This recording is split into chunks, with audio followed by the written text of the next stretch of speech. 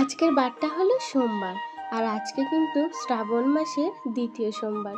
কে কে পুজো করছো বলো তো? আমি তো করতে পারছি না, তাই মনটা ভীষণ খারাপ। Hello everyone, good evening. তো কেমন আছো তোমরা সবাই? আশা করছি ভালো আছো আর সুস্থ আছো।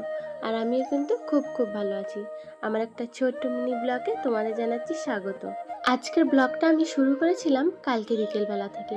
আমাদের গায়ের বউদের কিন্তু সকালবেলার আশিবাসি ছাড়াও বিকেলবেলারও কিছু কাজকর্ম থাকে। তো বিকেলবেলারও কিন্তু ঠিক ঘর ঝাড় দেওয়া, উঠোন ঝাড় দেওয়া থাকে। তো ঘরটা ঝাড় দিয়ে আমি উঠোনটা ঝাড় দিয়ে নিয়েছি। এবার হাত পা মুখটা খুব ভালো করে ধুয়ে নিলাম।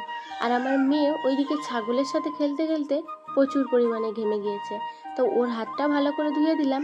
আর এত ঘামা ঘেমেছে যে হাত পা মুখ পা সবই ধুয়ে দিলাম। যারা গ্রামে থাকে তাদের জানো তো কাজই শেষ হয় না, একটার পর একটা কাজ লেগেই থাকে। মনে মনে ভাবছিলাম আর কোনো কাজ নেই, এখন নিশ্চিন্তে বসতে পারবো। হঠাৎ করেই মনে পড়লো খড়ির কথা। ছাদের এই খড়িগুলো অনেকদিন ধরেই মেলে দিচ্ছি, ঘন ঘন বৃষ্টির কারণে না একদমই শুকাচ্ছে না। তো আজকে যে সুন্দর রোদ্দুর বেরিয়েছে, বেশ ভালোই শুকিয়ে গিয়েছে। তাই ভাবলাম দেরি না করে তুলে দিই, আবার যখন তখনই বর্ষা লেগে যেতে পারে। তারপরে কিন্তু রাত হয়ে গিয়েছিল। আর রাত্রেবেলায় আমি কোনো রকমের ভিডিও করি না, কারণ রাত্রেবেলায় খুব একটা ভালো পরিষ্কার ভিডিও হয় না। মা আজকে বাড়িতে নেই, তো সকালবেলায় উঠেই আগে বাইরের কাজটা আমি কমপ্লিট করেছি। তারপরে আমি ঘরটা ভালো করে ঝাড় দিয়ে নিলাম। এর মধ্যেই ফোন আসলো, মা বাড়ি আসছে, ডাক্তার দেখাতে যাবে। তো সকাল সকাল কটা আলু সেদ্ধ রান্না করে দিলে খেয়ে তারপরে যাবে।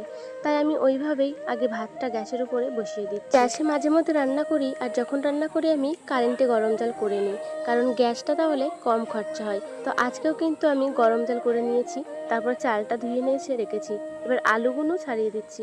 আর এখনও বাজার করা হয়নি, যেহেতু এখন 6:30 মতো বাজে।